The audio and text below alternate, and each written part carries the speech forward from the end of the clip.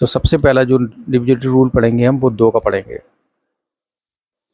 2 के विभाज्यता का नियम। यदि किसी संख्या का लास्ट डिजिट 2 दे रखा हो या 0 दे रखा हो तो वो संख्या क्या होगी, 2 से डिविजल होगी। इसके बाद बात करते हैं हम 4 के डिविजिबिलिटी रूल की। 4 के विभाज्यता का नियम। अगर किसी संख्या के लास्ट के 2 डिजिट 4 से डिविजल हैं तो वो संख्या भी पूर्णतः 4 से डिविजल होगी। एग्जाम्पल के तौर पर लेते हैं 2 4 5 3 2 4, तो ये संख्या क्या होगी, 4 से डिविजल होगी। कैसे? इसके जो लास्ट 2 डिजिट हमें वो चेक करना है। तो लास्ट के 2 डिजिट क्या 4 से डिविजल हैं? 4 6 24, यस। तो ये संख्या भी पूर्णतः 4 से डिविजल होगी। अब बात करते हैं 8 के विभाज्यता का नियम। 8 का डिविजिबिलिटी रूल क्या कहता है? यदि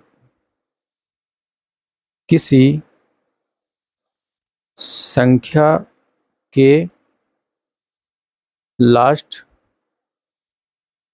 3 डिजिट 8 से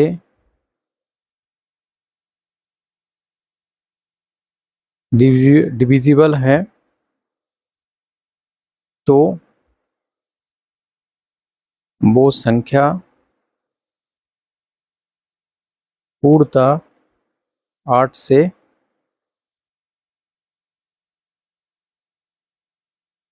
डिविजिबल होगी। अगर किसी संख्या के लास्ट के 3 अंक 8 से डिविजल हैं तो वो संख्या भी पूर्णतः डिविजल होगी। एक एग्जाम्पल के तौर पर लेते हैं 5 8 9 2 5 1 2। तो हमें लास्ट के 3 डिजिट को चेक करना है। 512 में 8 का भाग करके देखते हैं। 8 6 48, 3 बचा, 8 चौको 32। तो ये संख्या क्या है, इसके जो लास्ट के 3 डिजिट है वो 8 से डिविजल है, तो मतलब ये संख्या भी क्या है, 8 से डिविजल है।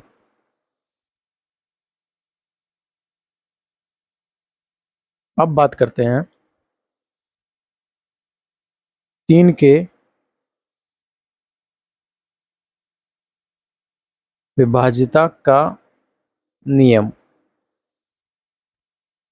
अगर किसी संख्या के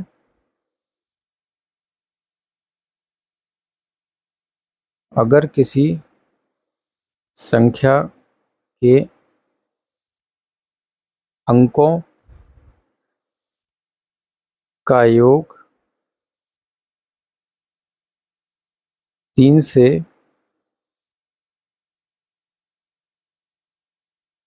डिविजिबल है तो वो संख्या भी 3 से डिविजिबल होगी। एग्जाम्पल के थ्रू समझते हैं। एक नंबर लेते हैं हम लोग 3 5 2 8। अभी हमें चेक करना है कि ये संख्या जो है वो 3 से डिविजिबल होगी या नहीं। तो इनके जो नंबर्स हैं उनको इंडिविजुअली हम लोग ऐड करेंगे। तो 3 + 5 + 2 + 8, इनको ऐड करने के बाद अगर ये संख्या डिविजल हो जाती है 3 से तो वो संख्या भी पूर्णतः डिविजल होगी। तो 5 3 8 2 10 18, 18 3 से डिविजल होती है तो मतलब ये संख्या भी आपकी 3 से डिविजल होगी। ये कहता है 3 का डिविजिबिलिटी रूल। अब बात करते हैं 6 के विभाज्यता का नियम।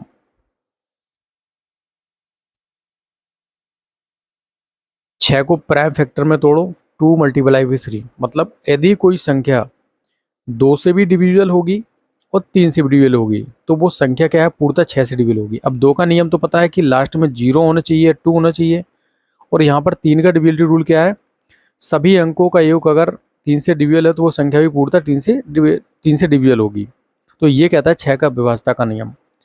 इसको भी एक एग्जाम्पल के थ्रू समझते हैं। एग्जाम्पल लेते हैं, एक एग्जाम्पल लेते हैं 3, 5, 1, 0। अब हमें चेक करना है कि ये वाली जो संख्या है आपकी वो 3 से डिविजिबल है या नहीं, या 2 से 6 से डिविजिबल है नहीं। तो उसके लिए क्या करना पड़ेगा, हमें 2 का पहले डिविजिबिलिटी रूल लगाना है कि 2 के लिए क्या होता है विभाज्यता में, लास्ट में 0 है या 2 हो।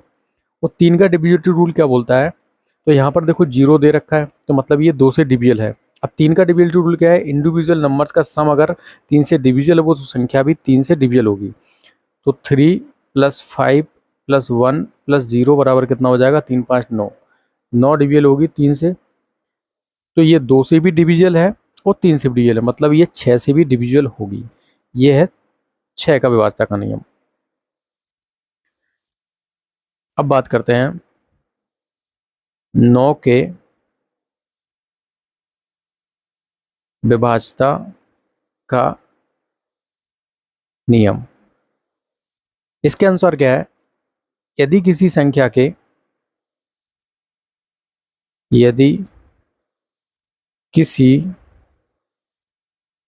संख्या के अंकों का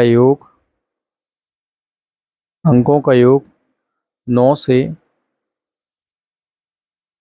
डिविजिबल है तो संख्या भी 9 से डिविजिबल होगी। एक एग्जाम्पल के थ्रू समझते हैं। एक एग्जाम्पल लेते हैं 5, 4, 9, 2, 7। इसको हमें चेक करना है कि ये 9 से डिविजिबल होगी या नहीं, तो इसके अंकों का डिजिट हमें सम निकालना पड़ेगा डिजिट का। तो 5 + 4 + 9 + 2 + 7, 5, 4, 9, 9, 18, 2, 20, 7, 27।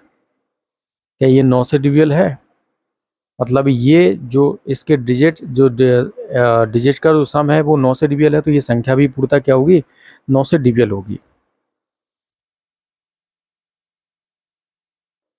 10 का डिविजिबिलिटी रूल तो सबको पता है कि लास्ट में अगर 0 दे रखा तो वो संख्या भी क्या होगी, पूर्णतः 10 से डिविजिबल होगी। 12 का डिविजिबिलिटी रूल पढ़ते हैं। 12 का डिविजिबिलिटी रूल होता है 4 × 3। इसको प्राइम फैक्टर में तोड़ लो। अगर कोई संख्या 4 से डिविजिबल है और 3 से भी डिविजिबल है तो वो संख्या पूर्णतः 12 से भी डिविजिबल होगी। अब 4 का डिविजिबिलिटी रूल क्या है, लास्ट 2 डिजिट डिविजिबल होने चाहिए 4 से, ठीक है, तो वो संख्या पूर्णतः क्या होती है, 4 से डिविजिबल होती है। और 3 का क्या कहता है, यदि सभी जो अंक हैं, अंकों का योग 3 से डिविजिबल तो संख्या भी 3 से डिविजिबल होगी। इस प्रकार से हम 12 का भी निकाल लेंगे, ठीक है। तो ये 12 तक हमने कर लिए हैं। अब हम प्राइम नंबर्स की बात अलग से करेंगे। प्राइम नंबर्स क्या है, मतलब जैसे कि आपका हो गया 5 का तो हम पढ़ चुके हैं ना, 5 का नहीं पढ़ा है क्या अभी। तो 5 का डिविजिबिलिटी रूल क्या होता है, अगर लास्ट में 0 दे रखा हो या 5 दे रखा हो तो वो संख्या भी क्या होगी, पूर्णतः 5 से डिविजिबल होगी, ठीक है। ये होता है 5 का डिविजिबिलिटी। तो हम पढ़ेंगे